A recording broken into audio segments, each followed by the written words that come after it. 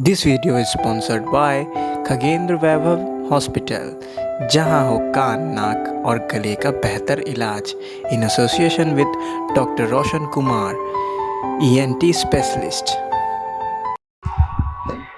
सभी दर्शकों को दिल से नमस्कार। आप देख रहे हैं KBTV बिहार। मैं हूं आपका साथी प्रेम।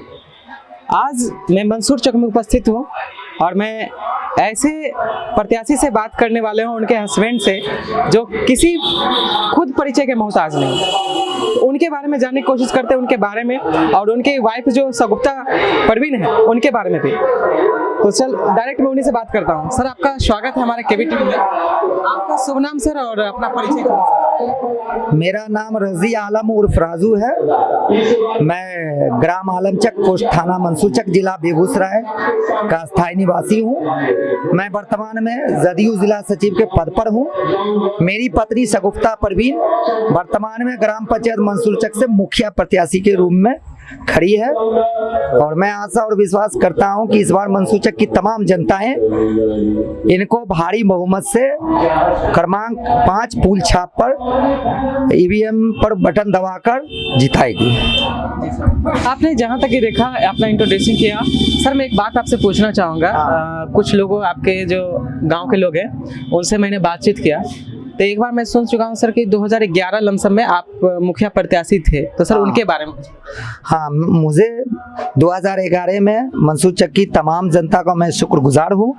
उन्होंने मुझे भारी बहुमत से चुनाव जिताया था। मैं मुखिया पद पर 2011 से 16 तक कार्यरत था, और मैं इस बीच में मंसूरचक में न्याय के साथ विकास किया, जिसका उदाहरण है कि हमारे कार्यकाल में आपको जल मीनार पानी टंकी वार्ड नंबर 6 में बनवाने का काम किया। उसके बाद यहाँ के जितने भी PCC ढलाई कार्य था, कच्ची रोड थी, मैंने हर भरसक प्रयास किया कि कोई रोड ना छूटे। मैंने करने में सफल भी रहा। कुछ प्रतिशत बच गया था जो आगामी 5 वर्ष के लिए मैं सोच बनाया था। और मेरे कार्यकाल में भ्रष्टाचार और जो दलाली है वो उसको मैंने समाप्त किया था, और मेरे कार्यकाल में लोग अमन और चैन से मंसूरचक पंचायत में अपना काम को अंजाम दे रहे थे। कोई तरह की झूठा मुकदमा, कोई तरह की दलाली, भ्रष्टाचार हम लोग सभी पर अंकुश लगाए थे। इसमें हम लोग हद तक सफल हुए थे, और इसका फायदा मंसूरचक की जनता को मिली थी। जहाँ तक आप लोगों ने जाना है सर, 2011 से 16 में एक भावी प्रत्याशी के रूप में जीत भी हासिल हुई, और उसके बाद मुखिया भी बने।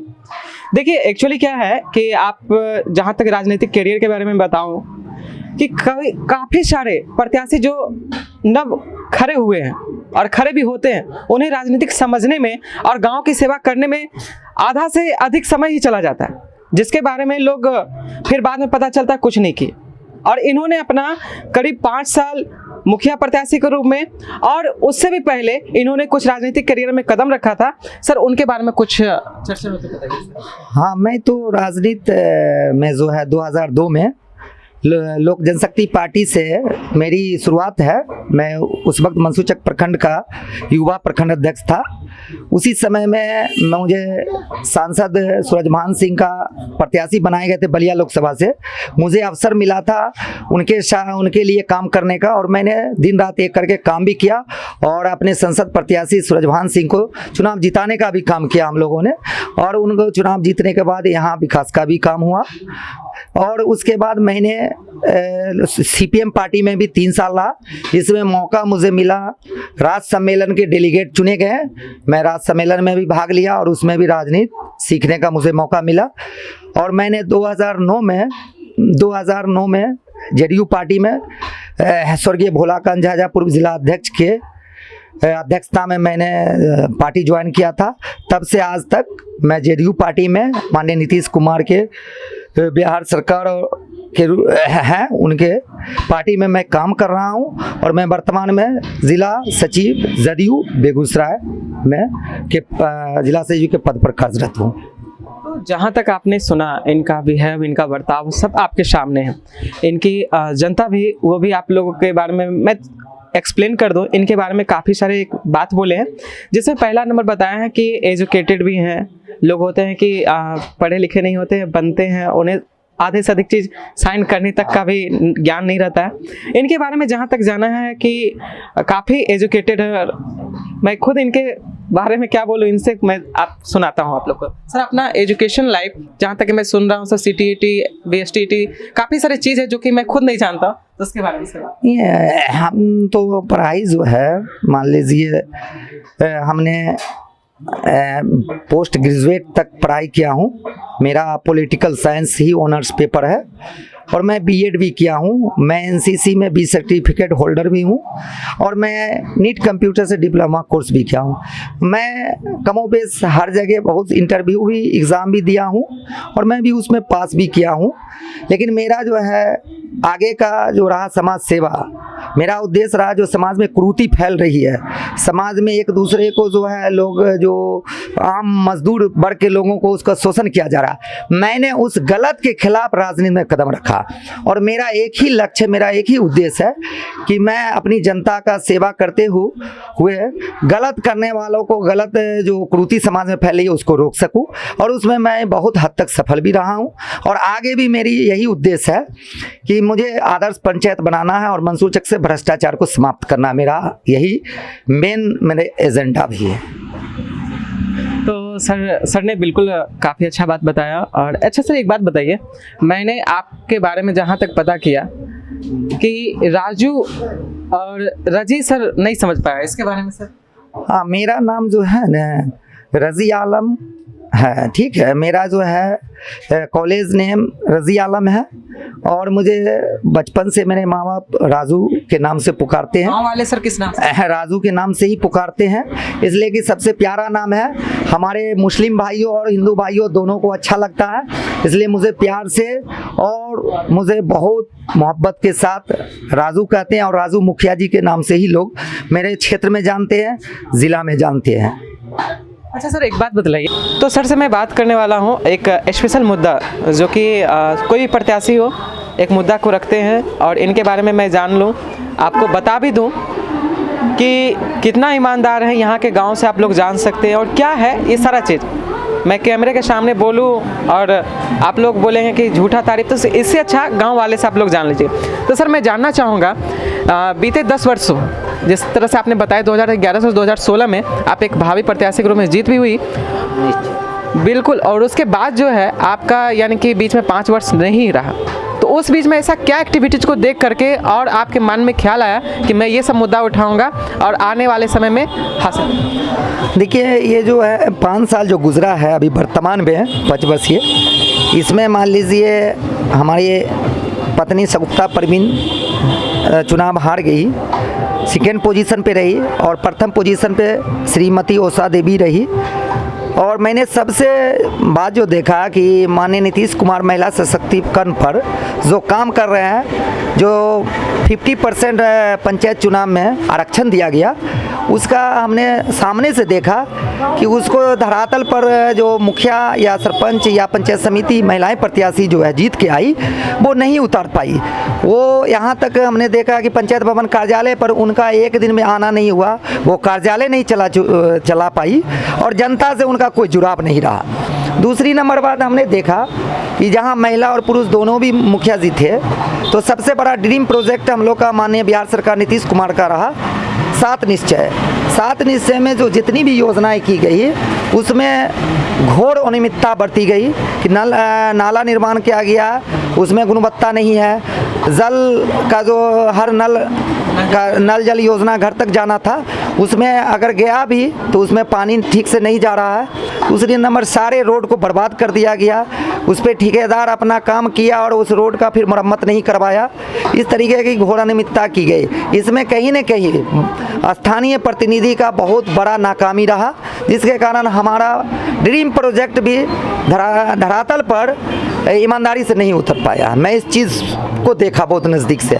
दूसरी नंबर बात, 7 निश्चय योजना का रुपया करोड़ों करोड़ में आने के कारण मुखिया जी के द्वारा उसी राशि को दुरुपयोग बंटवारा करने में ज़्यादा ध्यान दिए और जनता से उनका जुड़ाव समाप्त हो गया। जनता की समस्याएं पर कोई तवज्जो और ध्यान नहीं दिया गया।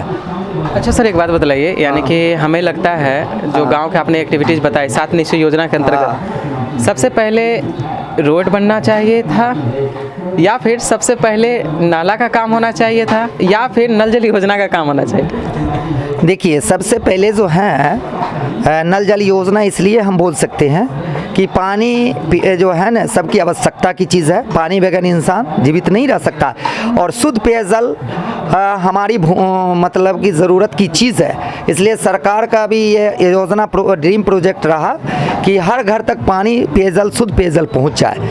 और उसके बाद नाला कहा जाता है, इसलिए कि नाला निर्माण होने से कहने का मतलब है साफ़ सफाई पंचायत में देखने के लिए मिलेगा। इसलिए नाला बन जाएगा तो उसमें लोग पानी निकासी करेंगे, तब जाके यातायात का व्यवस्था होना चाहिए ताकि लोग एक जगह से दूसरे जगह बेहतर से जा सके।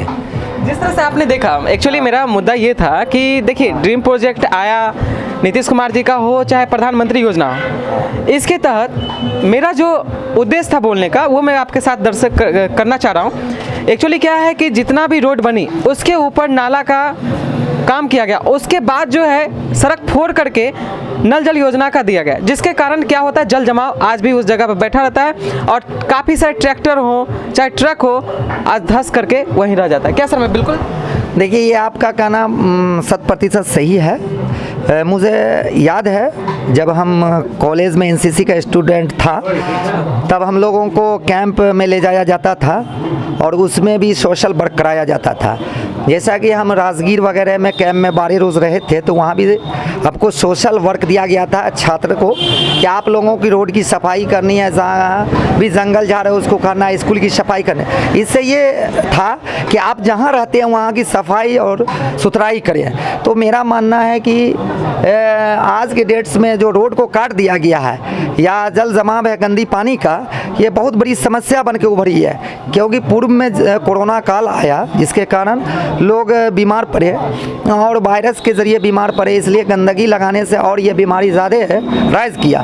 इसलिए मेरा मानना है कि हम जिस परिवेश में रहते हैं, जिस वातावरण में रहते हैं, जिस क्षेत्र में रहते हैं, मेरा प्राथमिकता होना चाहिए कि उस जगह की साफ़ सफाई करें और हरा भरा क्षेत्र को बनाएं, पेड़ पौधा लगाएं ताकि स्वच्छ हवा और स्वच्छ वातावरण हमको मिल सके, ताकि हमारे बच्चे को बीमारी में ग्रसित नहीं हो, बुजुर्ग बीमारी से ग्रसित नहीं हो।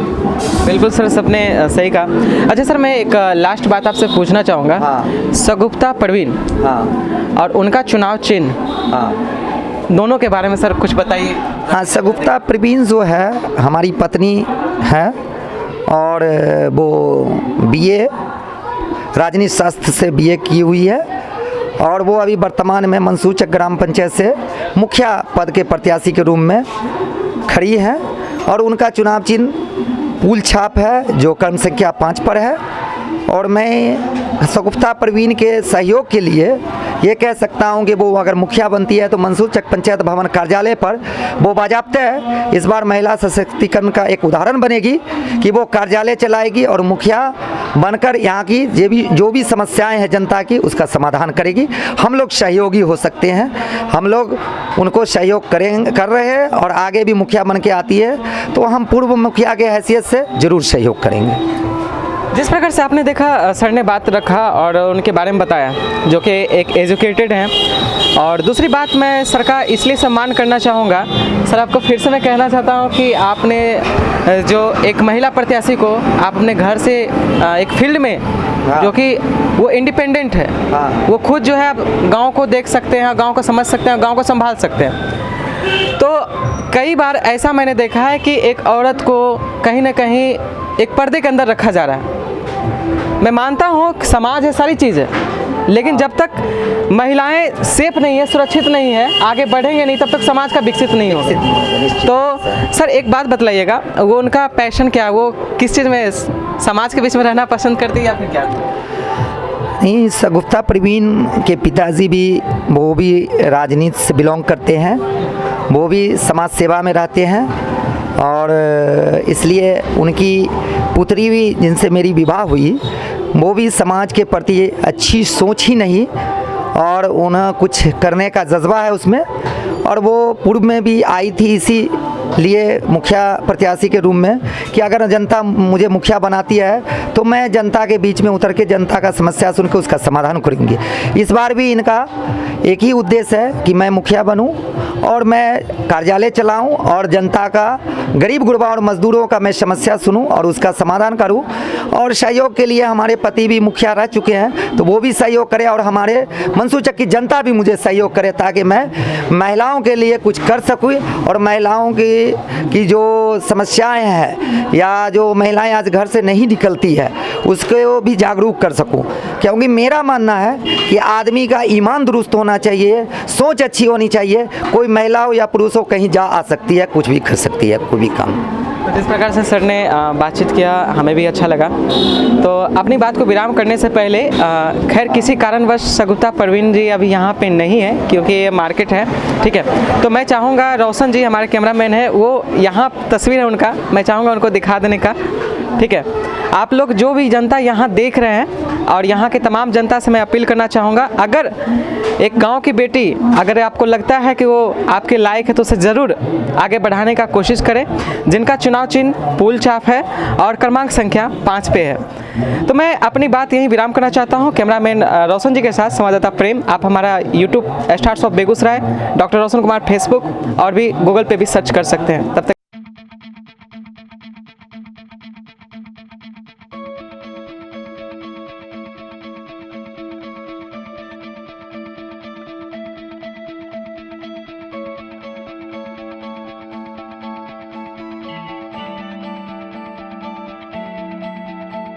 Is what you